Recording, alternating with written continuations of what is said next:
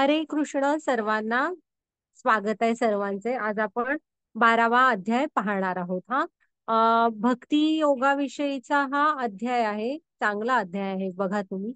आणि आपल्या भक्ती योग मधला हा शेवटचा अध्याय आहे. तर आपण आहे ना मंगलाचरण आधी आपलं म्हणून घेऊया आणि सुरू करूया. हा.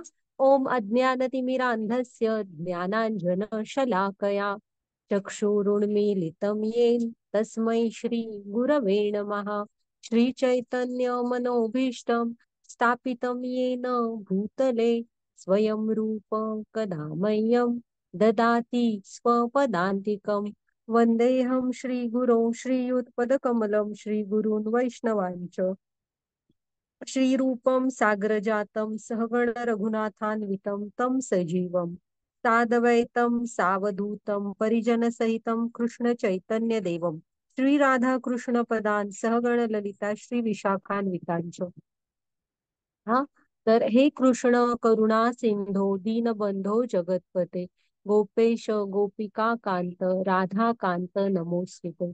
तप्त कांचन गौरांगी राधे वृंदावनेश्वरी वृषभानुसुते देवी प्रणमामि हरिप्रिये. नमा ओम विष्णुपदाय कृष्णपृष्ठाय भूतले श्रीमते भक्ति वेदांत स्वामी इति नामिने. नमस्ते सारस्वते देवी गौरवाणी प्रचारिणे निर्विशेष शून्यवादी पाश्चात्य देशतारिणे. जय श्री कृष्ण चैतन्य प्रभु नित्यानंद श्री अद्वैत गदाधर श्रीवासादि और भक्त वृंद. हरे कृष्णा कृष्ण कृष्णा हरे हरे हरे राम राम राम हरे हरे. हरे कृष्णा कृष्ण कृष्णा हरे हरे हरे राम राम राम हरे हरे. तर हे इस्कॉन मँगलोरचे राधा गोविंद आहेत. त्यांना आपण प्रणाम करूया. हा. आणि आपण आपल्या म्हणजे प्रभुपाद स्वामींना प्रणाम करू. पुन्हा आपले नामानिष्ठ दास प्रभूजी त्यांनाही प्रणाम करूया. पुन्हा मराठीच्या ग्रुप हेड पूजा माताजी आणि आमच्या ही मराठीची पूर्ण टीम ज्यांचा खूप सपोर्ट असतो त्यांना प्रणाम करते. आमच्या अन्वया माताजी ज्यांच्याकडून मी गीता शिकले तर त्यांनाही प्रणाम करते. आणि तुम्ही सर्वजण वेळेत येता तुम्हाला पण खूप खूप प्रणाम. हा.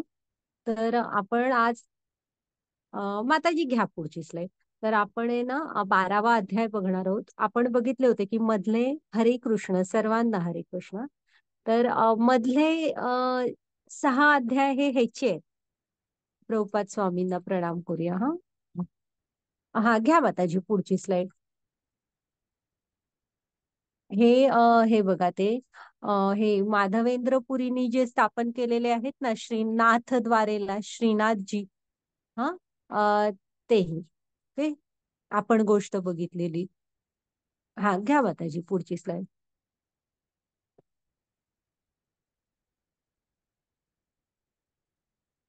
हा. तर हे 12 म्हणजे 7 पासून 12 हे अध्याय भक्ती योगामधले आहेत. तर तुम्हाला मी म्हंटलेलं ना आपण प्रवासाला जाताना वगैरे बघा जे काही महत्वाच्या वस्तू आहेत त्यामध्ये ठेवतो. नाजूक असतात थोड्या त्या किंवा अंगठी वगैरे सारख्या गोष्टी बघा त्याला वर झाकण असतं खाली पण झाकण असते असे मध्ये त्या खड्यांना काय होऊ नये म्हणून असतं. किंवा आता तुम्ही बटाटे वडा वगैरे खाल्लात तर बघा मध्ये त्याचं सारण असतं जे चविष्ट आहे महत्वाचं आहे ते. तसा हा भक्ती योग पण खूप महत्वाचा आहे भगवद्गीतेचा. त्यामुळे आपल्याला भगवद्गीतेमध्ये भक्ती योग हा मध्ये आहे. सुरुवातीला कर्मयोग आहे पुढे ज्ञानयोग आहे. उद्यापासून आता ज्ञानयोग सुरू होईल.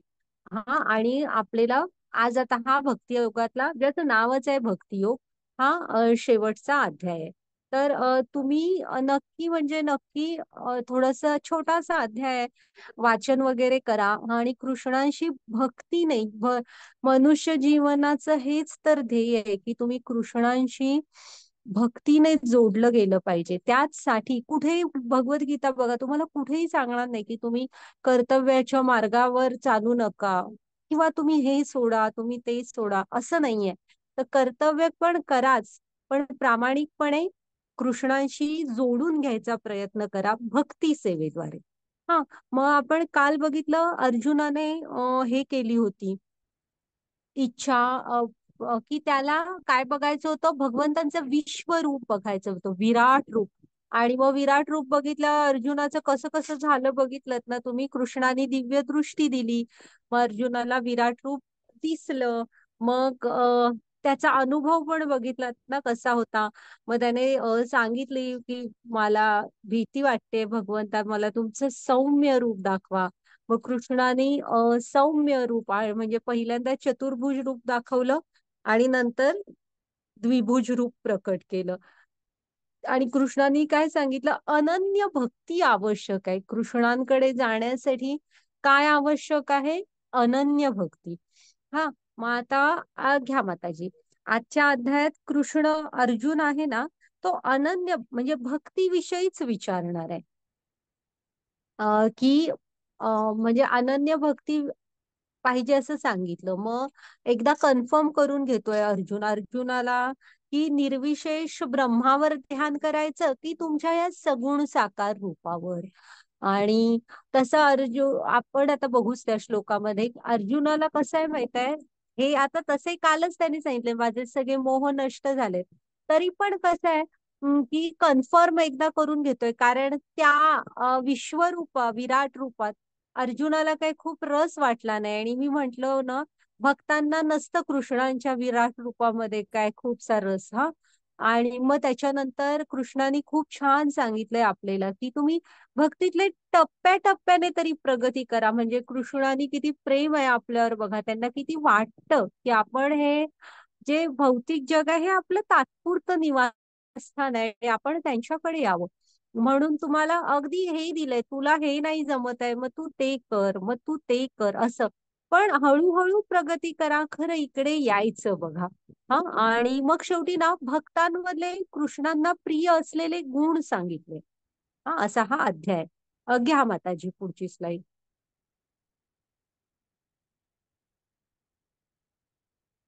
हरे कृष्णा.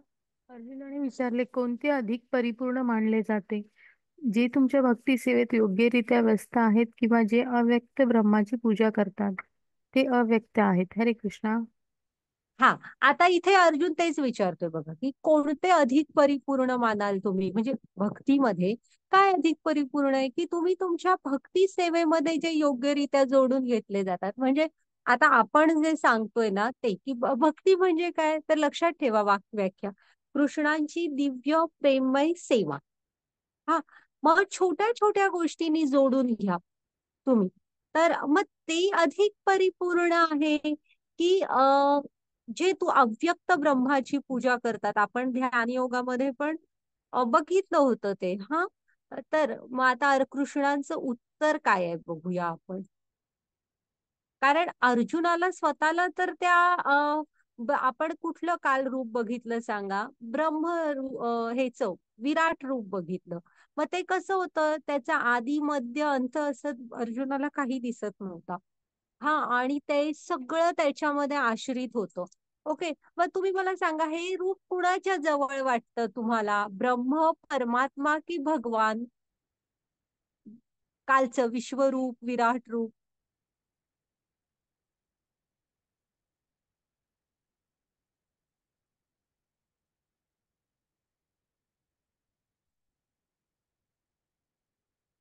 सांगा तुम्हाला, आपण ईश्वर प्राप्तीचे 3 टप्पे बघितले होते ना. मग हे विश्वरूप जे काल आपण बघितलं ते साधारण कुणाच्या जवळ वाटतं तुम्हाला, ब्रह्म, परमात्मा की ईश्वर? आता परमात्मा. नाही, ते ब्रह्मच्या जवळ आहे. परमात्मा फक्त आपल्या हृदयामध्ये असतो. प्रत्येक सजीवाच्या हृदयामध्ये चतुर्भुज नारायण रूपामध्ये स्थित असतो हा परमात्मा. पण ब्रह्म म्हणजे काय, पहिला टप्पा आहे जो आपल्याला आजूबाजूला दिसत नाही, सगळा निसर्ग म्हणजे ईश्वर निर्मित जे जे म्हणून काय दिसतं ते सगळं. हा मग पर्वत, नद्या, डोंगर, फुले, पक्षी, पाने, सगळं सगळं. मग साधारण ते तशा टाईप होतं. सगळं चराचरामध्ये पसरलेलं, त्याने सगळे ग्रहगोल धारण केले होते. हा म्हणजे सगळं ब्रह्ममध्ये, तर ते ब्रह्मच्या जवळ होतं. मग आपण आता त्याची उठून पूजा करू शकतो का? भक्ती सेवेमध्ये आपण ह्या रूपाच्या जोडू नाही जाऊ शकत. आणि अर्जुनाला कसं आहे माहितीये, त्यामुळे ते आनंददायक वाटलं नव्हतं तेवढं. आता एखाद्या ह्याची तुम्ही भक्तीमध्ये जोडून घेतलात, म्हणजे तुम्ही घरातल्या कृष्णाचा तुमच्याकडे फोटो असेल, नाही तर मूर्ती असेल, त्याच्यासाठी प्राजक्ताच्या फुलांची वगैरे, म्हणजे जी फुलं असतील अनंताची वगैरे, त्याचा हार बनवला, म्हणजे तुळशीच्या म्हणजे त्या ह्यांचा हार बनवला, तुळशीचा ते असे जाड असा असतो तो.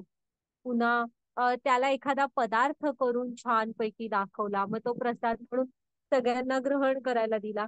तर असं जे सुख आहे ना, ते अर्जुनाला वाटतंय की आपल्याला ह्याच्यामध्ये मिळणार नाही. भगवंतांची ही जी ह्याची भक्ती आहे ना, ब्रह्मरूपाची म्हणा, त्याच्यामध्ये. त्यामुळे हे आता अर्जुन विचारत आहे. घ्या माताजी पुढची स्लाइड.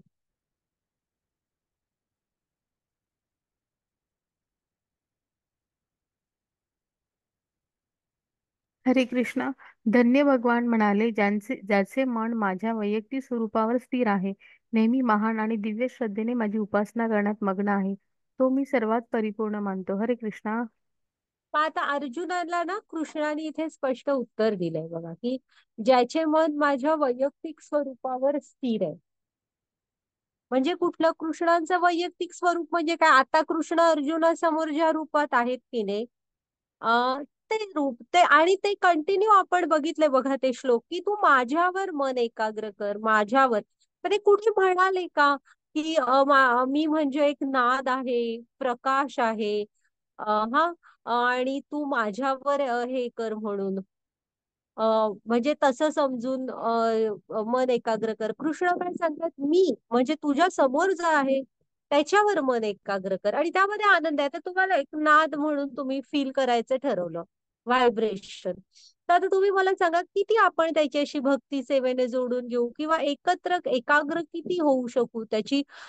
त्यामुळे तो तेवढा हे नाहीये, जोडलं जाण्याला पण सोपा नाहीये, आणि आनंददायक मार्ग नाहीये. मग आता कृष्ण त्यामुळे इथे स्पष्ट सांगितलंय बघा, की ज्यांचे मन माझ्या वैयक्तिक स्वरूपावर स्थित आहे आणि नेहमी महान आणि दिव्य श्रद्धेने उपासना करण्यात ते मग्न आहेत, ते ते सर्वात परिपूर्ण आहेत असं मानतात. हा, बघ कृष्णच सांगताय तिथे. घ्या माताजी पुढची स्लाइड. हरे कृष्ण. परंतु जे सर्व इंद्रियांचे संयमन करून आणि सर्वांच्या स्थायी समबुद्धी ठेवून अव्यक्त, इंद्रियातीत, सर्वव्यापी, अचिंत्य, अविकारी, स्थिर आणि अचल अशा परम सत्याच्या निर्विशेष रूपाची पूर्ण उपासना करतात, ते सर्वांच्या हितार्थ संलग्न होऊन शेवटी माझीच प्राप्ती करतात. हरे कृष्णा. आता जर कृष्ण काय म्हणतायत, तुम्ही त्यांच्या ध्यान योगामध्ये असाल आणि त्यांच्या अ, अव्यक्त वगैरे, म्हणजे निर्विशेष रूपाची पूजा करत असाल, ब्रह्मपट टप्प्यावरच तुम्ही अडकलेले असाल, तर कृष्ण काय म्हणतात, कधी ना कधी तरी तुम्ही म्हणजे ते सर्वांच्या हितार्थ संलग्न होऊन शेवटी माझी प्राप्ती करतात. पण कधी? आपण तो भाग ध्यान योगामध्ये ते बघितलं होतं, की तुम्हाला हे टप्पे पार करून शेवटी कधी ना ती एक शिडी बघितलेली बघा. ह्या योगांमधून स्थित होऊन होऊन तुम्हाला शेवटी कधीतरी भक्ती योगामध्येच येणार, आणि मगच कृष्णांची आपण प्राप्ती करू शकणार आहे. हा, हा, घ्या माताजी पुढची स्लाईड.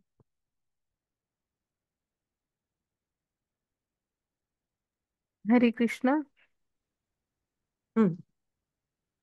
ज्याचे मन परमसत्याच्या अव्यक्त निर्विशेष रूपामध्ये आसक्त झालेले आहे, त्यांना प्रगती करणे अतिशय क्लेशदायक आहे.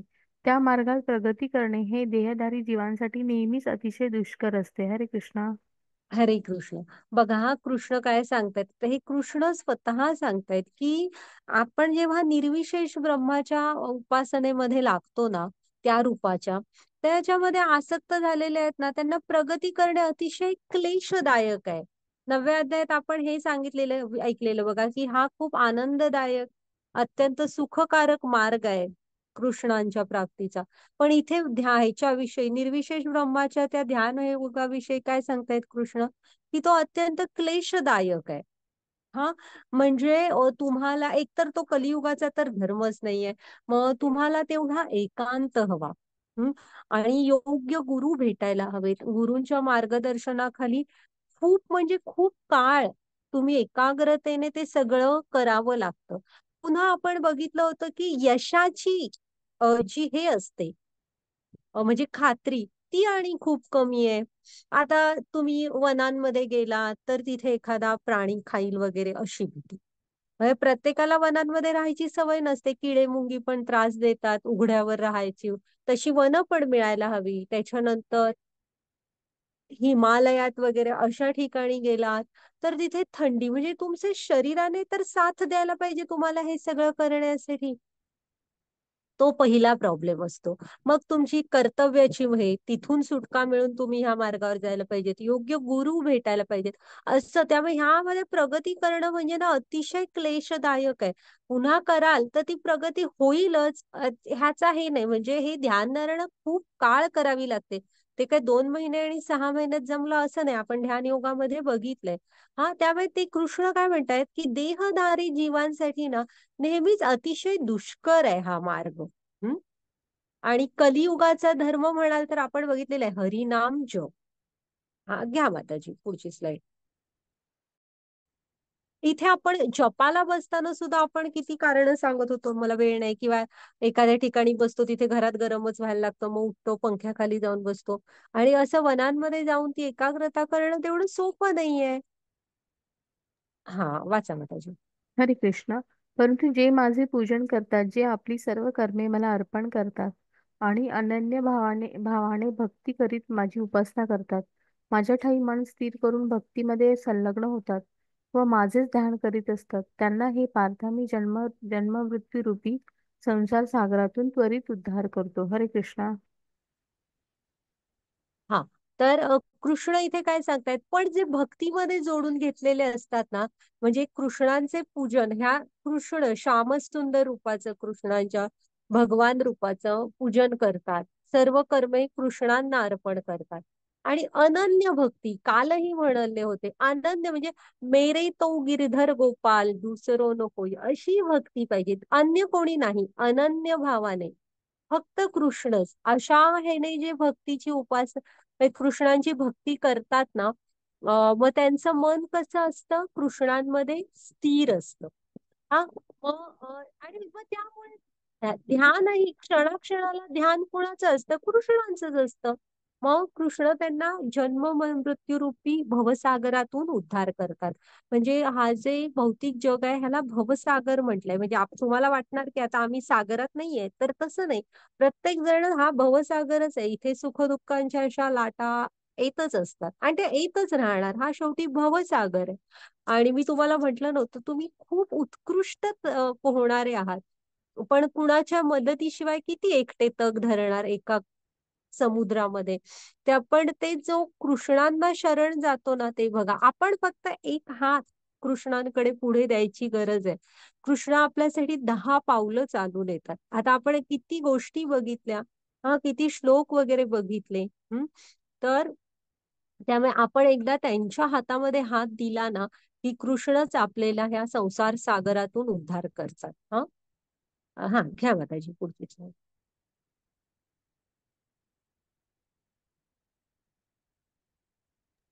हरे कृष्णा. माझ्यावर पुरुषोत्तम भगवंतावर तुझे मन स्थिर कर आणि आपली बुद्धी गुंतवून माझ्या ठायी युक्त कर. अशा रीतीने तू निसंदेह सदैव माझ्यामध्ये वास करशील. हरे कृष्णा. आता बघा कृष्ण काय सांगतायत, ही अनन्य भक्ती आहे. म्हणजे मी तुम्हाला म्हंटल नव्हतं की आता टप्पे सांगितले, त्यांचं प्रेम किती आहे बघा आपल्यावर, की त्यांना यावं वाटतं आपण त्यांच्याकडे. आणि मनुष्य जन्म हाच तो जन्म आहे की ज्यामुळे ऍटलिस्ट तुम्ही इथे येऊन हा प्रयत्न तरी करू शकताय, काहीतरी शिकण्याचा एवढी सुद्धा बुद्धी प्राण्यांमध्ये नाही होणार ना ते. त्यामुळे मिळालाय मनुष्य जन्म तो सार्थकी लागायला हवा. मग आता इथे हे उदाहरण काय केलंय, म्हणजे कृष्ण सांगतायत की तुझे मन स्थिर कर. बुद्धी जी आहे ना आपली ही कृष्णांच्या ठाई, म्हणजे आपली जी सगळी बुद्धी ताब्यात असली की मन ताब्यात, आणि मन ताब्यात असलं की इंद्रिय ताब्यात राहतात आपल्या. आणि अशा रीतीने निस्संदेह तू माझ्यामध्ये वास करशील. मग आपल्याला इथेही त्यांचे म्हणजे गोकुळातले सगळे रहिवासी सांगितलेले आहेत. त्यांचं सगळं कृष्णांशी जोडलेलं होतं. आणि मी तुम्हाला सांगितलं नाही, कृष्ण राहायला आल्यापासून त्यांच्या ह्याच्यावर किती किती मोठे मोठे राक्षसांची संकट येत होती. पण त्यांनी कधीही असं म्हटलं नाही की कृष्ण तुझ्यामुळे हे सगळं होतं. उलट त्यांच्या म्हणजे कृष्णांच्या संगतीचा एवढा त्यांनी आनंद घेतला, केवढं केवढं प्रेम केलं त्यांनी कृष्णांवर. आणि कृष्णाने पण त्यांना तेवढंच प्रेम दिलं, अतिशय निर्मळ मनाचे. ह्या लीला कधी तुम्ही कृष्णांविषयीचं वाचन श्रवण कराल ना, तर गोकुळातल्या त्यांच्या लीला एवढा आनंद देतात माहितीये. पुन्हा पुन्हा ऐकत राहाव्याशा वाटणार तुम्हाला ह्या. तर ते कारण तसं होतं, कृष्ण आणि त्या गोकुळवासियांचे संबंधच इतके निर्मळ असे होते. त्यांना कृष्ण सोडून दुसरं कोणही माहित नव्हतं. हा, घ्या माताजी पुढची स्लाइड. नंद महाराज, यशोदा माता. हरे कृष्णा. हे धनंजय, जर तू आपले मन निश्चलत्वाने माझ्या ठायी स्थिर करण्यात असमर्थ असशील तर भक्ती योगाच्या नियामक तत्वाचे पालन कर. अशा रीतीने मला प्राप्त करण्याची इच्छा तू उत्पन्न कर व तुम्हाला पूर्ण सिद्धी प्राप्त होईल. हरे कृष्णा. हा, आता बघा, जर का तुम्हाला हे होत नाहीये, म्हणजे अनन्य भक्ती नाही जमणार आहे तुम्हाला अजून नाही, मग आहे ना, कृष्ण काय सांगतायत, तुम्ही भक्ती योगाच्या नियामक तत्वांचे पालन करा. हा, मग आता भक्ती योगाचे नियामक तत्व म्हणजे काय आहेत? चार आहेत. तर पहिलं की तुम्ही हे करायचं नाही, मांसाहार करायचा नाही, म्हणजे अहिंसा. मग मी तुम्हाला दैवासुर संपद विभाग योग मध्ये अहिंसा शब्दाचा अर्थ समजावून सांगते, बराच विस्तृत असा अर्थ आहे.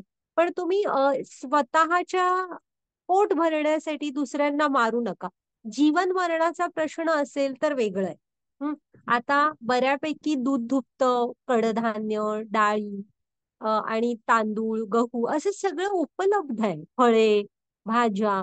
मग कशाला प्राणी? फक्त जिभेचे चोचले पुरवण्यासाठी ते आपली हे करू शकत नाहीत, म्हणजे काय म्हणतात त्या बिचारे, चेतना कमी आहे म्हणून स्वतःची बुद्धी चालवायची आणि त्यांना फक्त म्हणजे मारूनच खायसाठी वाढवायचंय ते नाही, तुम्ही मांसाहार नाही करायला पाहिजे. आणि ऍक्च्युली त्यामुळे मग हे पहिलं की तुम्ही मांसाहार करू नका, शाकाहार हवा, वनस्पतीजन्य आहार हवा आपला. आणि त्यामुळे काय होतं असं तुम्ही म्हणाल, तर तुमच्या हृदयातली करुणा कमी होते. मग हे झालं, मांसाहार करू नका. मग दुसरं आहे, व्यसन करू नका. आता व्यसनांचं म्हणाल ना, तर हे बघा, आधीच एकतर कलियुगात आपण तसे भ्रमातच आहोत, मायेने आपल्यावर इतका काय पडदा टाकलेला आहे, तसेही कृष्ण आपल्याला कुठे भेटत नाहीयेत. आणि त्यात आणि तुम्ही दारू वगैरे सारखी, म्हणजे गुटखा, ती नशे म्हणजे ड्रग्ज वगैरे असले नशे जर का करायला लागलेत, तर तुम्ही ह्या मनुष्य जीवनाचं मोल समजत नाही आहात. ते 84 लाख योन्यांमध्ये फिरून फिरून फिरून आत्मा वाट बघत असतो की मनुष्य जीवन मिळेल आणि आपण भक्तीमध्ये जोडून घेऊ. मग त्याचा असा हे करू नका, म्हणजे त्याचा ना, काय म्हणू त्याला, असं कवडी मोल करू नका. कारण व्यसनांमुळे काय होणार, शारीरिक हानी तर होणारच आहे. ओके. मग त्याच्यानंतर आहे ना, तुम्ही आता दारू पिलात, आधीच एकतर न पिता पण माणसं भ्रमात असतात, कृष्णांपासून जोडलेली गेलेली नसतात. मग जर का नशे केल्यावर आणि भ्रमात जातो माणूस, मग तर आणि आपण कृष्ण भावनाभावी जीवन, निष्काम कर्म वगैरे हे सगळं तर खूपच लांब राहिलं, म्हणजे अजून आपण लांब गेलो, अधपतनाकडे वेगाने निघालो. त्यामुळे कुठल्याही प्रकारचं व्यसन करू नका. हा, आणि आणि पाप लागतं त्याचं ते एक वेगळं. म्हणजे म्हणजे तुम्ही भ्रमात तर राहता, कृष्णांपासून लांब होता, आणि पाप कर्म लागणार ती तर लागणारच. मग त्याच्यानंतर तुम्ही जुगार खेळू नका. जुगार का खेळायचा नाही? द्यूत क्रीडे द्यूत सभा की काय, ती द्यूत क्रीडा होती ना, ती ती द्रौपदी वस्त्रहरणाचा प्रयत्न झाला वगैरे, तेव्हा बघा तुम्ही कृष्ण तिथे फिरकले पण नव्हते. हा, तर जिथे जुगार आहे तिथे कृष्ण फिरकत नाही. म्हणजे कृष्णांना अजिबात आवडत नाही जुगार. मग त्यामुळे पैसे लावून काही करू नका. तुम्हाला एखादा खेळ खेळायचा आहे ना, तर मग खेळ खेळा, ग्राउंडवर जा, खेळा खेळ किंवा तिकीट काढा, खेळ बघण्याचा आनंद घ्या, पण त्याच्यावर पैसे लावू नका. हा, आणि मुलांना पण समजावून सांगा, हे मोबाईलवरचे हे खेळ असतात ना, पैसे लावून खेळण्याचे, हे त्याच्यामध्ये नका पडू तुम्ही. त्यामुळे ना आपली खूपशी क्रियाशक्ती व्यर्थ जात असते. म्हणजे आपण कंटिन्यू त्याच्यामध्ये अडकून पडलेलो असतो. आपला मेंदू खूप प्रगत आहे, आपण बऱ्याच गोष्टी छान प्रकारे करू शकतो. त्यामुळे हे कुठल्याही प्रकारच्या जुगारापासून स्वतःला लांब ठेवायचं. आता तू जुगारामुळे काय होत असतं माहितीये, आपण खोटं बोलायला शिकतो. शेवटी पत्ते, जुगार ह्या गोष्टी तुम्ही धूर्तपणाशिवाय जिंकू नाही शकत.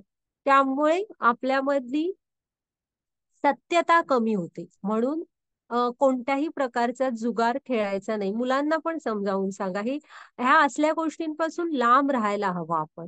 आणि मग चौथं, की अवैध स्त्री संग करू नका. नाही, स्त्रियांनी पण नको, पुरुषांनी पण नको. जे तुमचे कोण वैवाहिक साथी, जीवनाचे साथीदार तुम्ही निवडले, आधी तर एकतर तुम्ही लग्न करतानाच हे करून करा, की बाबा मला लग्न करायचंय का. हा, कारण डिवोर्सची प्रकरणं एवढी वाढतायत सध्या, आणि फॅमिली सिस्टीम वाचवणं हे आपलं कर्तव्य आहे. आपण जन्माला घातलेल्या मुलांना एक संरक्षित वातावरण देणं हे आपलं कर्तव्य आहे. हं? मग त्यामुळे नक्की जेव्हा लग्न करतो आपण, तेव्हा तुमच्या वैवाहिक साथीदाराबरोबर तुम्ही प्रामाणिक राहायला हवे. हा, तसं नाही केलात तर त्यामुळे काय होतं, तुमची शुची म्हणतात, स्वच्छता म्हणजे शुची जीवनातून निघून जाते. त्यामुळे हे 4 भक्तियोगाच्या तरी टप्प्यांचे ऍटलिस्ट पालन करा, की तुम्ही व्यसन करू नका कोणत्याही प्रकारचा. हा, चहा कॉफी पासून नको, कांदा लसूण पण नको. हा, मग झालं. व्यसन करू नका, जुगार करू न खेळू नका कुठलाही. हा, त्याच्यानंतर हा, पहिलं सॉरी आहे म्हणजे अहिंसा. तुम्ही अहिंसा हे शब्दाचा अर्थ काय, कुणाच्या प्रगतीत आड न येणं. मग जेव्हा आपण खाण्यासाठी एखाद्या प्राण्याला मारतो, तेव्हा त्याचे त्या शरीरात दिवस ठरलेले असतात. मग आता तुम्ही मारल्यामुळे काय होतं, एखाद्या कोंबड्या बिंबड्याला आत्म्याला त्याच्या परत एका अंड्यात जावं लागतं, आणि त्याचे उरलेले जे परत कोंबडा बनावं लागतं, आणि उरलेले जे दिवस होते त्या शरीरात, ते त्या दुसऱ्या शरीरात पूर्ण करावे लागतात, आणि मग पुढचा जन्म मिळतो. म्हणजे त्याला एक जन्माचा जास्त हे पडला. मग त्यामुळे आपण त्याच्या प्रगतीमध्ये आड येतोय. त्यामुळे हिंसा फक्त जिभेचे चोचले पुरवण्यासाठी नको. त्यामुळे शाकाहार, म्हणजे कुठलंही व्यसन नको, कुठल्याही प्रकारचा जुगार नको, आणि अवैध स्त्रीसंग नको. हे भक्तीचे 4 नियामक तत्व तरी पाळा म्हणतायत कृष्ण. ओके. हा, माताजी घ्या पुढची स्लाइड. म्हणजे इथेही बघा कसे स्वतःला कृष्णांशी जोडून घेतले. पण त्यामुळे काय होतं, हळू ही साधना भक्ती आहे. म्हणजे हळूहळू ना आपल्याला कृष्णांकडे, आपल्याला बघा तुम्ही मग जॉब वगैरे करायचं ठरवा, नवविधा भक्तीतलं काहीही घेऊ शकता तुम्ही. तर त्यामुळे ना स्मरणम कीर्तनम विष्णू स्मरणम पादसेवनम अर्चनम वंदनम दास्यम साख्यम आत्मनिवेदनम, किंवा 9च्या 9 घ्या, काही नाही प्रॉब्लेम. त्यामुळे काय होईल, तुम्ही कृष्णांशी जोडले जाल. हळूहळू हळूहळू ना ही भक्तीची नियामक तत्व वगैरे पाळायला सुरू कराल ना, तर तिकडे आपला हे होतो, आपण कनेक्ट होत जातो. मग त्याची पुढची स्लाइड. हरे कृष्णा. जर तुम्ही भक्ती योगाच्या नियमांचे पालन करू शकत नसाल, तर फक्त माझ्यासाठी कार्य करण्याचा प्रयत्न करा, कारण माझ्यासाठी कार्य करून तुम्ही परिपूर्ण अवस्थेत याल. हरे कृष्णा. हा, आता बघा, हा कृष्ण इथे काय सांगतायत, पण तुम्ही म्हणजे हेही मी करू शकतच नाहीये कृष्णा, मला इच्छा आहे, पण मी लगेच एवढं सगळं काय करू नाही शकत आहे. मग कृष्ण काय सांगतायत, की त्याचं पण वाईट वाटून घेऊ नका. एक इच्छा ठेवा कृष्णांशी तुम्ही जोडलं जायची.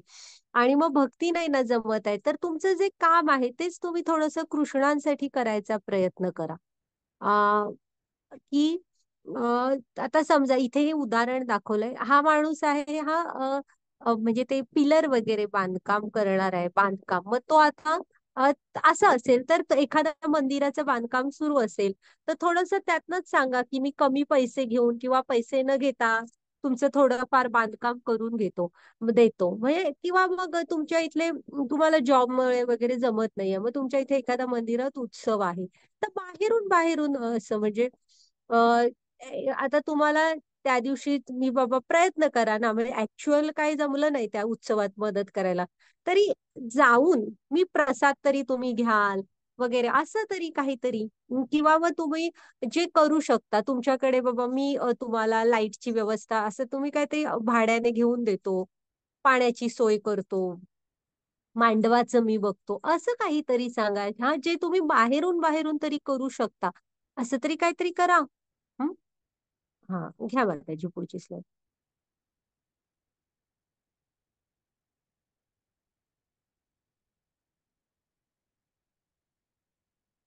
हरे कृष्णा. हे कुंतीपुत्र, तू जे काही करतोस, जे काही खातोस, जे काही अर्पण करतोस आणि दान करतोस, तसेच तू जे काही तपस्या करतोस ते सर्व मला अर्पण म्हणून करावे. हरे कृष्णा. आहे कृष्णाने मागे आपण हा श्लोक बघितलेला आहे, कृष्णाने हे सांगितलेलं आहे, आपण आधी बघितलेलं आहे. तर हे कृष्ण आईसारखे आहेत बघा, मी सांगितलं नाही. त्यांना वाटतंय की हे जे ठिकाण आहे ना, हे आपण कायमचं राहण्यासाठी नाहीये, हे ह्याने भरलेलं आहे अशाश्वतम आणि दुःखालय, असं त्यांनीच वर्णन केलंय.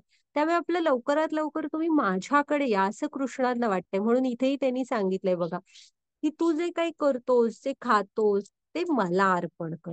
दान करतोस, तपस्या करतोस, ते सगळं. हा, हे पण तुम्ही आपण ह्यावर थोडा थोडा प्रयत्न करायला हवा चालण्याचा. हं? हा, एक आईसारखे आहेत ते. क्या बतायचे. मग आता तुम्ही पण आहे ना, ह्या आपल्या मंदिरांच्या सेवा आहेत, येथील ग्रुपवर लिंक, तुम्हाला काही जमलं तर अवश्य तुम्ही दान करू शकता. हा, घ्या माताजी पुढची स्लाईड. आणि सर्वात मोठं दान तुम्ही 18व्या अध्यायात बघाल, हे कृष्णांविषयीचं ज्ञान पसरवायला मदत करणं असतं. तर तुम्ही आता तुमचा हा क्लास झाला की तुमच्या फॅमिली फ्रेंड्स मध्ये वगैरे जरा सांगा ह्या क्लास विषयी. आणि त्यांना तुम्ही तुम्हाला कसं वाटलं तेही सांगा. आणि मग त्यांना पण सांगा, एनकरेज करा तुमच्या मुलांना पण, निकटवर्तीयांना, की तुम्ही पण भगवद्गीता शिका. हा, ते तुमचं सगळ्यात मोठी मदत असेल आमच्यासाठी. ओके. हा, घ्या माताची पुढची slide. हा, पुन्हा आपल्या मंदिराचं ते एक सांगते, इस्कॉन मँगलोरचं ऑगस्टच्या 18-19 तारखेला नवीन मंदिराचं उद्घाटन आहे. तुम्हाला शक्य असेल मँगलोर बाजूला जाणं, तर जा, मंदिराच्या त्या कार्यक्रमाचा आनंद घ्या, उद्घाटनाला तिथे जाऊन या त्या उत्सवामध्ये. हा, हा, घ्या माताजी. नाही, वाचा माताजी. हरे कृष्णा. तथापि तू जर माझ्या भावनेने युक्त होऊन कर्म करण्यात असमर्थ असशील तर सर्व कर्मफलांचा त्याग करून कर्म करण्याचा आणि आत्मस्थित होण्याचा प्रयत्न कर. हरे कृष्णा.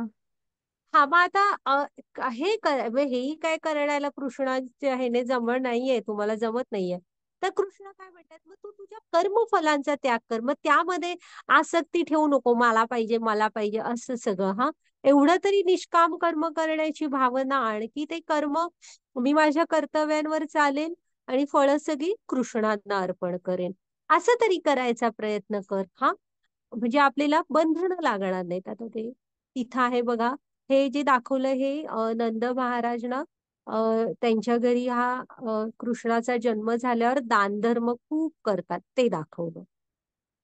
हा, घ्या माताजी पुढची स्लाईड.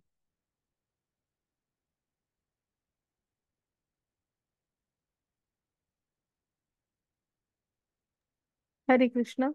तुला जर असा अभ्यास करणे शक्य नसेल तर ज्ञानाचे अनुशीलन करण्यात तू स्वतःला संलग्न कर. तथापि ज्ञानापेक्षा ध्यान श्रेष्ठ आहे आणि ध्यानापेक्षाही कर्मफलाचा त्याग करणे श्रेष्ठ आहे. कारण अशा कर्मत्यागामुळे मनुष्याला मनशांती प्राप्त होते. हरे कृष्णा. हा, मग आता कृष्ण म्हणतात की तुम्हाला आधी सांगितलेलं काहीच शक्य होत नाहीये. हा, तर तू ज्ञानाचं अनुशीलन कर, म्हणजे जरा ज्ञानाच्या मार्गावर चालायचा प्रयत्न कर. हा, आणि काय म्हणतायत, ज्ञानापेक्षा ध्यान मार्ग श्रेष्ठ आहे. पण ध्यानापेक्षा पण कर्मफलांचा त्याग हा श्रेष्ठ आहे. कारण कर्मफलांचा त्याग केल्यामुळे मनुष्याला मनशांती प्राप्त होते. आपण आहे ना, सगळ्याच मी केलं माझ्यामुळे तुम्ही आहात वगैरे असं नाही. हा मीपणा दूर ठेवून समर्पित म्हणजे आत्मनिवेदनम, हा अशा भावनेने जेव्हा मनुष्य काम करतो ना, तेव्हा अद्भुत अशी शांती प्राप्त होते त्याला. ते बघा, ती शेजारी दाखवली आहे ना, ती एकदा एक हे फळ विकणारी हे असते बाई गोकुळामध्ये. आणि ती ऐकत असते नंद महाराजांचा मुलगा असा आहे आणि तिला पण वाटत असतं ते छोटस बाळ आपण पण बघूनच येऊया. मग एक दिवस फळांची टोपली डोक्यावर घेते आणि यशोदेच्या घरी येते आणि हाक मारते, यशोदा यशोदा. मग कृष्ण दारातच असतो. कृष्ण बघतो फळा ताजी ताजी घेऊन आली आहे. मग हा छोट बाळ असतं, हा लुटू लुटू लुटू त्यांच्याकडे येतो आणि हळूहळू करत आहे. म्हणजे ते अशी ते दाखवली आहेत बघा, अशी भरपूरशी फळं आपल्या इथे, त्याला बाळाची किती मावणार. फळं घेतो मग ती फळवाली असते ना, ती त्यांच्या हातात मावतील तेवढे आणि उरलेली बाजूला जमिनीवर ठेवते, सगळी फळं देऊन टाकते. मग हा बघत असतो ना, आई असे दारावर येतात त्यांना त्याच्या बदल्यात धान्य देते. मग आज जातो आणि तांदूळ घेऊन येतो. म्हणजे असे बाळाच्या हातात किती मावणार, आणेपर्यंत थोडे सांडतात आणि थोडेसेच दाणे शिल्लक राहतात. आणि ती म्हणजे तिचं ह्या सगळ्याकडे लक्षच नसतं. ती कृष्णांकडे बघून इतकी काय त्यांना हे होतं, म्हणजे मोहित झाल्यासारखी त्यांच्याच कडे बघत असते. आणि कृष्ण मग त्यांच्या त्या फळांच्या टोपलीमध्ये ते दाणे ठेवतात. मध्ये ती ती अशी प्रेमाने त्यांच्या गालावर वगैरे हात फिरवते आणि येत असते. म्हणते आता मग ती बरंच अंतर, तिला कृष्णच आठवत असतात, बाकी काय आठवत नसतं. थोडं अंतर अशी मी बरंच चालत जाते आणि मग ती म्हणते, अरे फळांची टोपली तर मी पूर्ण रिकामी केलेली, मग ही जड का लागते मला. म्हणून डोक्यावरून खाली घेऊन बघते, तर ती सगळी रत्नांनी भरलेली असते टोपली. हा, ते कृष्ण दाणे ठेवतात ना त्याच्यात थोडेसे तांदळाचे. तर असं आहे की इथे तिने बघा कर्मफलांचा त्यागच केला होता. त्या फळामध्ये तिला रस नव्हता. म्हणजे तिला फक्त कृष्ण दिसले एवढंच खूप होतं. तरी कृष्णाने द्यायचं ते दिलंच ना तिला. तर असे आहे कृष्ण आणि कृष्णांचे भक्त, हे असं त्यांचं नातं असतं. हा, भक्तांना फक्त कृष्णामध्ये रस असतो, बाकी काय नको असतो त्यांना. घ्या माताजी तुमची.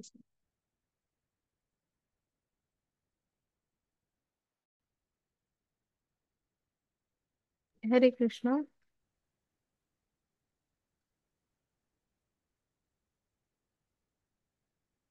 एक मिनिट माताजी, पुढे मग प्रश्न.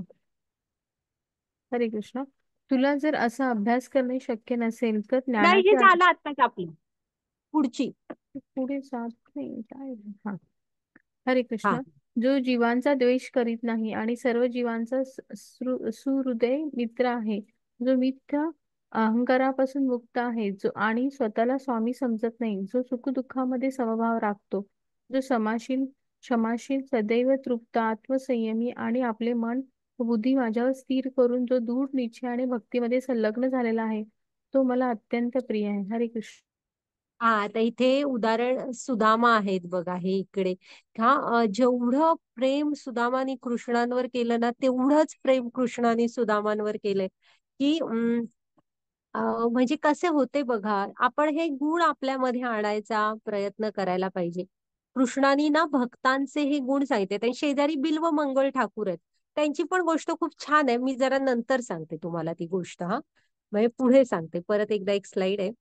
तर जो जीवांचा द्वेष करीत नाही, हे भक्तांचे गुण. मग आपल्यामध्ये हे गुण आणायचा आपण प्रयत्न करायला हवा. कृष्णांना हे गुण प्रिय आहेत. दुसऱ्या जीवांचा द्वेष करायचा नाही, दुसऱ्यांना काही त्रास होईल असंच नाही वागायचं. हा, आपल्यामुळे तुम्ही लक्षात ठेवा की निसर्गाकडून पण आपण तेवढंच घ्यायला पाहिजे जेवढं आपल्या गरजेचं आहे. आपण खूप निसर्गाचं ओरबडायला सुरू केलंय. पुन्हा म्हणजे दुसऱ्यांना, आपल्यामुळे दुसऱ्यांना त्रास होणार नाही, हेच आपल्या वागतानाचं ध्येय असायला हवं. की माझ्यामुळे बाबा दुसऱ्यांना त्रास नको व्हायला. आणि दुसऱ्यांचा द्वेष आपण नाही करायचा कधी. पुन्हा जो सर्व जीवांचा सुहृदय मित्र आहे. हा, आपल्याला ना सगळ्यांशी मित्रत्वाचे आपले संबंध हवेत. मैत्रीपूर्ण, तुम्ही राम कृष्ण या दोघांचंही जीवन बघा, किती छान मैत्रीपूर्ण संबंध होते त्यांचे सगळ्यांशी. तर आपण पण आपल्या ऑफिसमध्ये, सासरी, माहेरी, अशी सगळीकडे तुमचे सगळ्यांशी हसत खेळत मैत्रीपूर्ण संबंध ठेवायचे प्रयत्न करायला हवे आपण, हा. त्यामुळे काय होतं माहितीये, वातावरण आनंददायी राहतं. ओके. मिथ्या अहंकारापासून मुक्त हवा, तो अहमपणा आपल्याला कृष्णांपासून लांब करतो. त्यामुळे आपण ज्ञानात स्थित व्हायला पाहिजे, की हे सारे कृष्णांचं आहे. आपण काही काळासाठी फक्त इथे आहोत. ओरिजिनली मालक हे सगळे कृष्णांचं आहे. कृष्ण, आणि ते कृष्ण बघून घ्यायला समर्थ आहे. आपण आपल्यावर जी जबाबदारी आहे ती पार पाडायची, आणि कशी छानपैकी पार पाडता येईल असं बघायचं.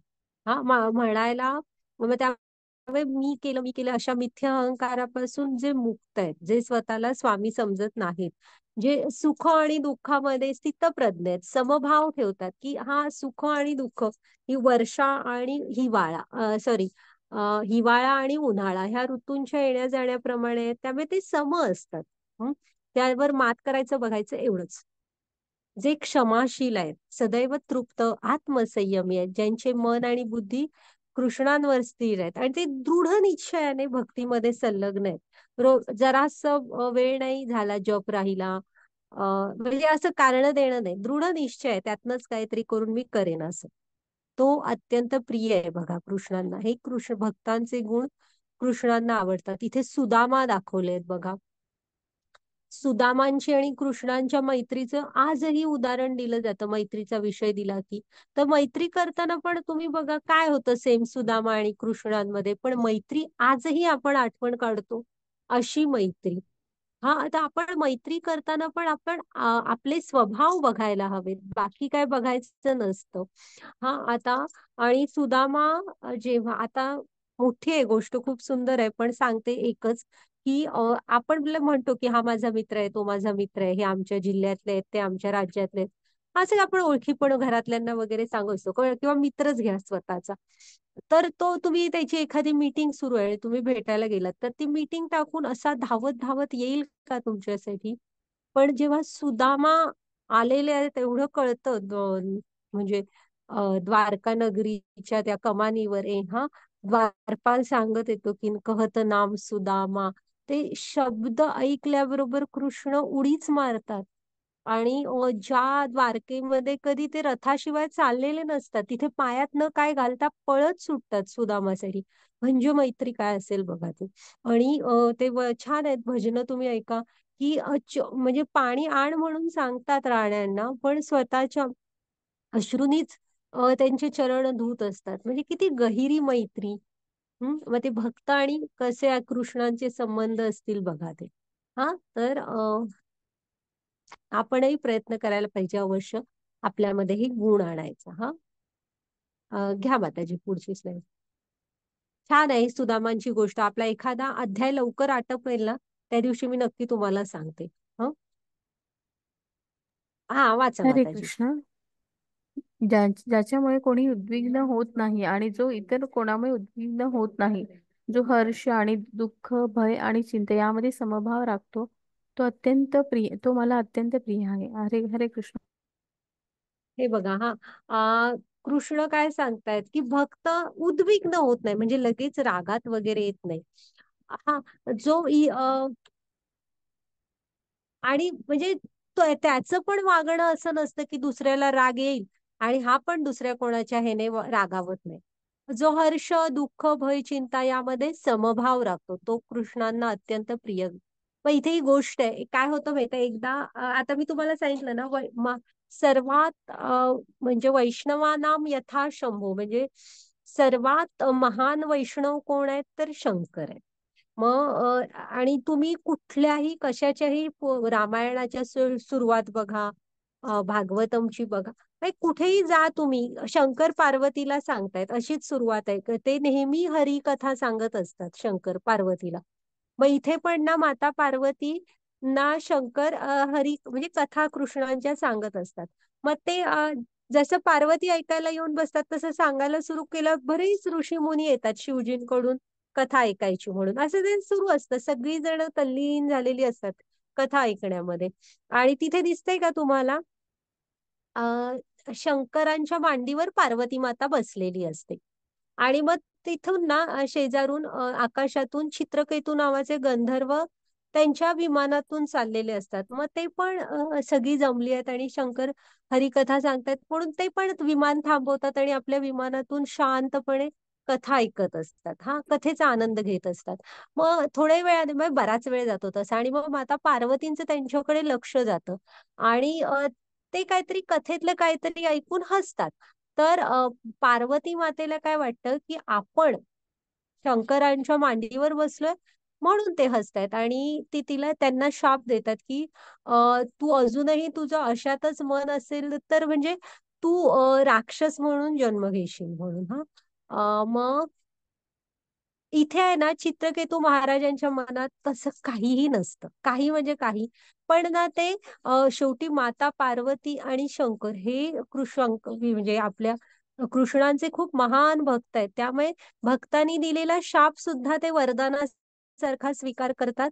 आणि कुठल्याही प्रकारचा हे करत नाहीत, म्हणजे उद्विग्न नाही, भय राग काही नाही. तो शापही ते स्वीकार करतात असं. आणि ऍक्च्युली मग त्याच म्हणजे शेवटी वैष्णव असतात ना हे शुद्ध, शिवजी आणि माता पार्वती पुढच्या ते जे राक्षस बनतात ना ज्या जन्मात, त्याच जन्मात त्यांचा उद्धार पण होतो मात्र. हा, मग ते पण ते कृपा म्हणूनच स्वीकारतात त्यामुळे. हा, घ्या माताजी पुढची स्लाईड.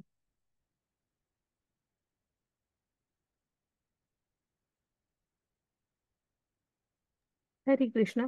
जो माझा भक्त साधारण दैनंदिन क्रियांवर अवलंबून नसतो, जो शुद्ध, कुशल, चिंतारहित, दुःखमुक्त आणि कोणतेही फल प्राप्त करण्यासाठी महत् प्रयास करीत नाही, तो मला अत्यंत प्रिय आहे. हरे कृष्ण. हा, म्हणजे हे भक्तांचे गुण आहेत. हा, की कृष्णाने सांगितलेले. हं. असे भक्त कृष्णांना आवडत असतात, की घ्या माताजी पुढची स्लाईड.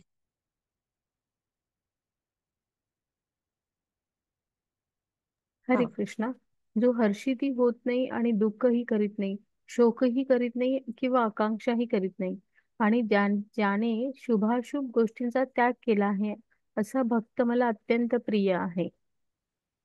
हा, इथे ही ह्यांची गोष्ट सांगितली आहे बघा, प्रल्हाद महाराजांची. मोठी आहे गोष्ट, त्यामुळे मी, आणि सगळ्यांना माहित आहे, मी थोडंच महत्वाचं सांगते, की जीवनात किती किती, एकतर एवढा ज्याने स्वर्गातल्या देवतांना वगैरे हरवलेलं, त्यांना दास बनवून ठेवलेलं, असा तो हिरण्यकश्यपू त्यांचे वडील असतात. तर ते एका क्षणासाठी पण स्वतःच्या वडिलांचा द्वेष करत नसतात. ते एकच सांगत असतात, की ते अज्ञानात आहेत. हा, त्यामुळे तसे वागतायत. पुन्हा दुसरी गोष्ट, प्रल्हाद असतात ना, त्यांची आत्या होलिका, त्यांना म्हणजे जेव्हा वडील मारायचे सगळे प्रयत्न करत असतात, निष्ठा किती असते बघा भगवंतांवर, फक्त नारायणांचं नाव घेत असतात, अजिबात दुसरं काय करत नसतात आणि पूर्ण निष्ठा असते. मग जेव्हा होलिका आत्या ती घेऊन बसते होळीमध्ये, तेव्हा सुद्धा एक नियम लक्षात घ्या, तुमच्याकडे एखादी शक्ती आहे किंवा तुमच्याकडे सामर्थ्य आहे, तर त्याचा उपयोग हा तुम्ही जनकल्याणासाठी करायला हवा, ना की तुम्ही दुसऱ्यांना त्रास द्यायसाठी. त्यामुळे होळीमध्ये स्वतःच्या मांडीवर घेऊन बसते, तिला वरदान असतं की अग्नीमध्ये जळणार नाही, तर होतं काय, ती जळून जाते, प्रल्हाद तसेच राहतात. त्यामुळे कुठलीही सिद्धी, कुठलीही शक्ती, कुठलाही तुम्ही यज्ञ तप काही करा, पण त्याचं ध्येय हे जनकल्याण असायला हवं, विश्वशांती वगैरे असं असायला हवं. हा, मग त्याच्यानंतर जेव्हा मी काल परवा तुम्हाला एकदा म्हंटलेलं बघा, की शेवटी हा मरत का नाहीये म्हणतो, हिरण्यकश्यपू चिडतो. आणि मग जेव्हा म्हणतो ना, की कुठं आहे सांग तुझा विष्णू, इथं आहे तिथं आहे, तेव्हा ते सांगतात ना, अत्र तत्र सर्वत्र आहेत माझे विष्णू. मग त्याच्यानंतर ह्या खांबात आहेत, मग होय म्हणतो आहेत खांबात, आणि मग ह्या खांबावर हा जोरात लाथ मारतो. मग त्या खांबात भक्त म्हणाला ना खांबात आहेत, तर शेवटी नरसिंहांचा अवतार घेऊन प्रकट होतात विष्णू त्या खांबातून. तेव्हा तुम्ही बघा, हा, मग ते सगळं होतं ब्रह्मदेवानी दिलेलं तर एवढं मोठं वरदानातली हर एक अट शिल्लक म्हणजे पूर्ण करून जेव्हा नरसिंह त्या ह्याला नखानी असं फाडतात हिरण्यकश्यपूला, तेव्हा त्यांच्या जवळ जायला म्हणजे हे सुद्धा घाबरत असतात. कोण? लक्ष्मी माता. पण फक्त प्रल्हाद जातात. आता मुलाला काय भीती वाटणार? सिंहाच्या मुलाला थोडेच सिंहाची भीती वाटत असणार. आणि त्याच्यानंतर मग ते जेव्हा शांत होतात म्हणजे नरसिंहदेव, कारण ते उग्र रूप होतं. त्यांना भक्तावर 5 वर्षाच्या मुलावर तुमचं एवढं आहे, एवढा त्याचा राग राग आणि एवढा मारायचा प्रयत्न, भक्ताला एवढा त्रास. त्यामुळे ते नरसिंहांना खूप राग आलेला असतो. मग आहे ना, जेव्हा ते शांत होतात ना, तेव्हा नरसिंहांना ह्याच्यावर बसवतात, राज्याभिषेक म्हणजे राज्याच्या त्या गादीवर वगैरे, आणि माग म्हणतात ना, तेव्हा प्रल्हाद महाराज काय मागतात सांगा? की माझे वडील अज्ञानी होते, हा, त्यांना ज्ञान नव्हतं म्हणून ते असे वागत होते, तुम्ही त्यांना माफ करा म्हणतात. हा, तर मग तेव्हा नरसिंहदेव त्यांना सांगतात की तुझ्यासारखा भक्त ज्या कुळामध्ये येतो ना, त्यांच्या 21 आधीच्या आणि 21 पुढच्या पिढ्यांचा हा उद्धार झालेलाच असतो, तू काळजी करू नको म्हणतात. तर असे असतात बघा भक्त, जे स्वतःसाठी कधीही काही मागत नाहीत. आणि भगवंत पण असतात की जे भक्तांची खूप काळजी घेत असतात. हा, हा, घ्या माताजी पुढची स्लाईड.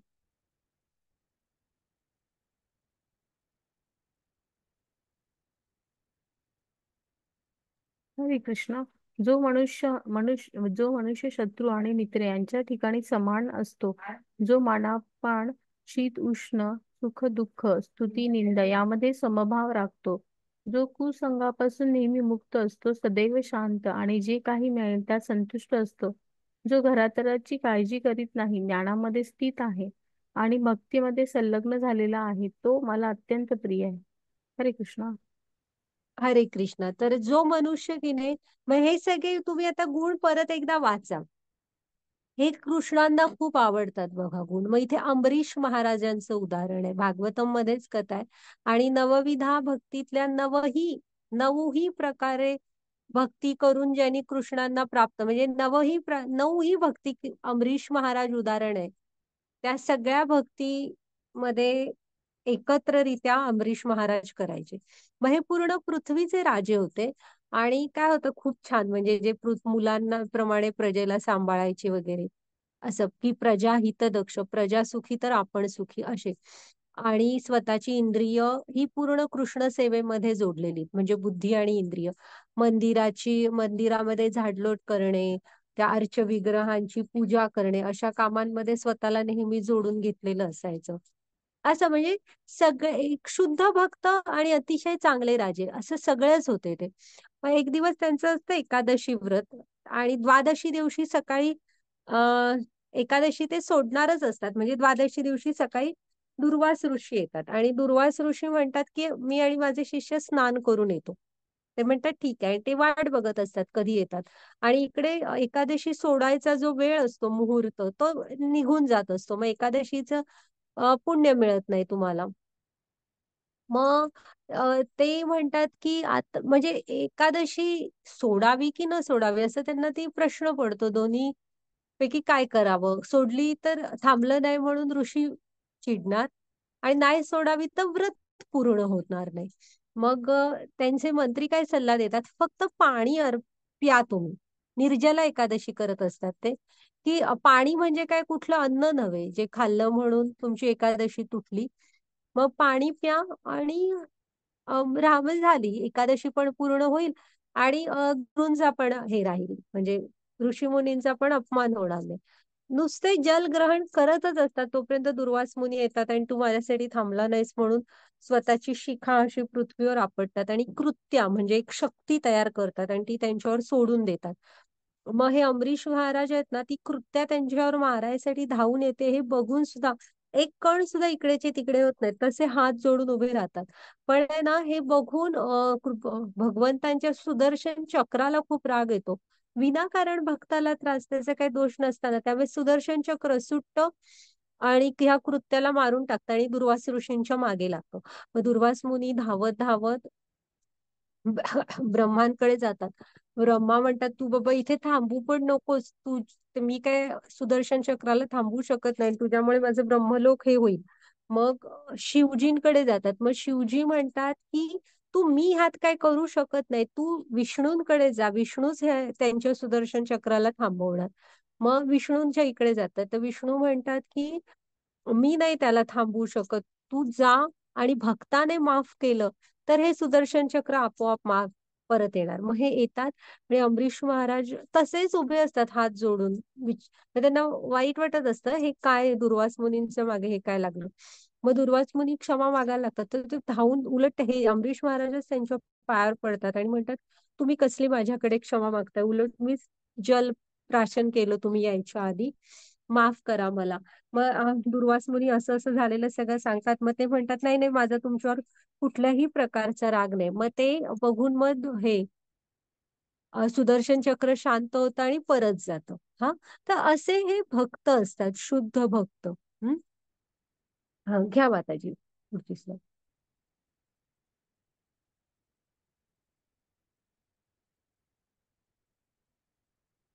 हरे आहे ते कृष्णा. बिल्वमंगल ठाकूर म्हंटल ना तुम्हाला, मगाशी पण होते. जे हरे कृष्णा, जे भक्ती सेवेच्या या अविनाशी मार्गाचे अनुसरण करतात आणि जे पूर्णपणे श्रद्धेने स्वतःला जोडून घेतात, मला सर्वोच्च ध्येय बनवतात, ते मला खूप प्रिय आहेत. हरे कृष्णा. म्हणजे कसं असतं ना, आता आपला टाइम जरा संपत आला, गोष्ट आहे मोठी. हे बिल्वमंगल ठाकूर त्यांच्या आधीच्या जन्मात आहे ना, एक हेच असतात, म्हणजे कृष्णांची भक्ती करणारेच भक्त असतात. पण कसे असतात माहित आहे, शुद्ध भक्तीमध्ये नाही, थोडस नृग महाराज कसे होते पुण्याला आसक्त, तसे ह्यांना कृष्णांविषयी खूप काय काय करायची एक गोडी होती. म्हणजे सतत ते एका गुरूंचे चेले असल्यासारखे होते आणि त्यांना ना मोठे मोठे सप्ते म्हणत नाही का आपण, भागवत सप्ताह वगैरे तसे ऑर्गनाईज करायचे आणि मोठे मोठे प्रसाद करायचे, अशी खूप आवड असते. मग त्यासाठी पैशांची गरज पडत असते ना सतत. मग ते आपले सतत त्यांना वाटत असं, आपल्याला थोडे पैसे मिळतील तर मी भगवंतांसाठी खर्चेन, असं म्हणजे भावना भगवंतांसाठी खर्चणे अशीच असते. मग एकदाच ना असेच थोडे त्यांना वाटत असतं, हल्ली खूप दिवस केलेला नाही, एक मोठा भागवत सप्ताह करूया. मग ते विचार करत असतात किती बरं धन लागेल आपल्याला. आणि ते बसलेले असतात, ते शेजारी एक थोडं स्मशान असते. मग ते बघतात की खूप छान छान अशी कपडे वगैरे घातलेली लोक येत आहेत स्मशानात. ते हे जाऊन बघतात की काय झालं असेल, एवढी लोक येतात. तर एका राजाची मुलगी राजकुमारी मृत्यू पावलेली असते. मग त्यांनी ना तिला खूप सारं धन म्हणजे दागदागिने आणि तिच्याबरोबर धन आणलेलं असतं. आणि ते सगळं हे करून ते तिला तिथे पुरतात. हा, मग हे सगळं ते बघत असतात. मग सगळी जातात आणि बऱ्याच वेळानंतर ते सगळं आटपतात, सगळी जातात, सगळी सामसूम होते. मग म्हणजे आधीच्या जन्मातले, हा, ते काय म्हणतात की हे आता हिला का उपयोग ह्या धनाचा, मी घेतो. ते जाऊन तिथे उकरायला सुरू करतात. तर एक आवाज येतो की हे बघ, तू हे पाप करू नको, मी राजकुमारी होती, तू माझ्या म्हणजे वाड्यात जा, माझ्या पिताजींना सांग, आणि मी माझी तिची जे राजमहालातला तिचा जो हे होता ना कक्ष, तिकडे जा आणि तिथे माझ्या उशा म्हणजे पलंगाच्या खाली साईडला असं खूप धनाच्या पेट्या आहेत. नाही, एक धनाची पेटी आहे ती तुला घे. मग ते वडिलांना सांगतात तिच्या जाऊन. मग वडील म्हणतात तिने तुम्हाला सांगितलंय तर तुम्ही घ्या. मग जाऊन बघतात तर असतात तिच्या दागिन्यांची पेटी, ते घेऊन येतात.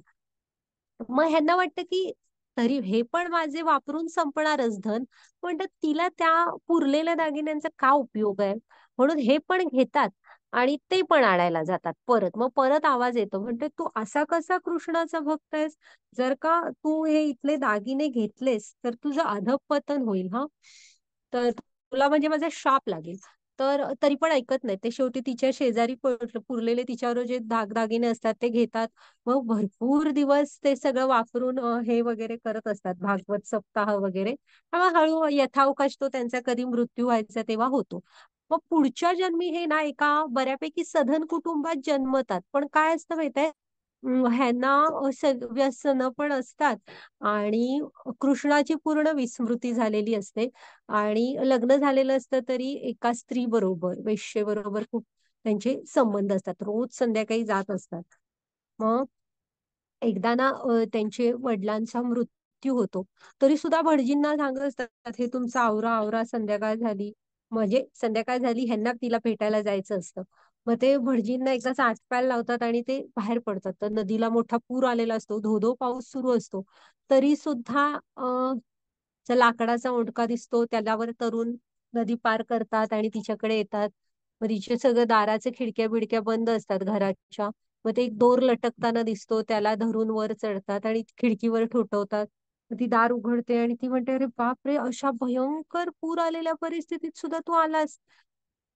तर ते म्हणतात, होय मी तुझ्यासाठी आलो. मग ना अचानक ती चिडते आणि म्हणते की अरे तू कसा आलास, तर ती ते सांगतात सगळं. तर म्हणतात, तुला तुला म्हणते कळतंय काय, की तू जो तो ओंडका म्हणतोयस लाकडाचा, तो नदीत वाहणारं प्रेत होतं, त्याला धरून आलास. आणि हा जो मी दोरी सोडली आहे म्हणतोयस, तो एक साप होता, त्याला धरून तू वर चढलायस. एवढी जर का आसक्ती कृष्ण भक्तीमध्ये कृष्णाची केली असतीस, तर नक्कीच नक्कीच शुद्ध भक्त झाला असतास. हा मग का कोणास ठाऊक त्यांना ना ते खूप क्लिक होतं, ती अशी रागाने बोलते ना ते. आणि म्हणजे ते मागच्या जन्मातले ते त्यांचे जे गुरु असतात ना, तेच त्या क्षणी त्या हिच्या वाणीतून बोलतात, त्या वेश्येच्या. आणि ते त्याच क्षणी सगळं सोडतात, स्वतःचं घर-बीर पण सोडतात आणि बाहेर पडतात, वृंदावनाकडे जायला निघतात. असे जात असतात मग म्हणजे प्रवास करत करत. आणि त्यांच्या शेजारून एक खूप छान स्त्री जाते आणि परत ह्यांचं त्या स्त्रीकडे लक्ष जातं आणि हे त्या स्त्रीच्या मागून मागून जायला लागतात.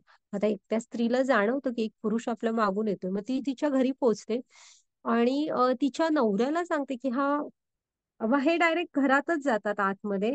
आणि तिच्या नवऱ्याला म्हणतात, ती ही आता आत गेलेली स्त्री कोण, तर ते म्हणतात, माझी पत्नी. मग म्हणतात, तुम्ही जरा प्लीज, म्हणजे तुम्ही तिला कृपया बाहेर बोलवता का. तर ती स्त्री घाबरते, हा कोण माणूस, हा इथपर्यंत पण पोहोचला.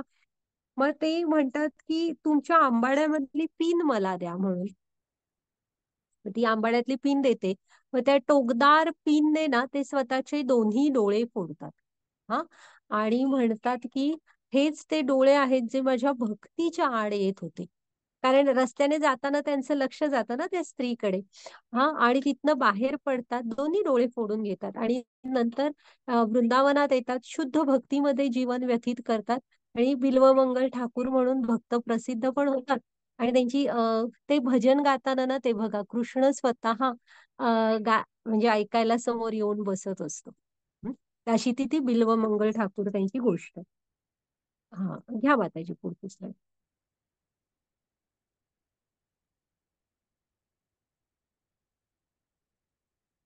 हा, तर हा आपला आजचा अध्याय होता. खूप भक्तांच्या गोष्टी बघितल्या. हा भक्ती योगच आहे. तुम्हाला नारदांची सांगितलीये, काल ध्रुव महाराजांची सांगितलीये, की बघा कशा ह्या भक्तांच्या गोष्टी आहेत. हा, तर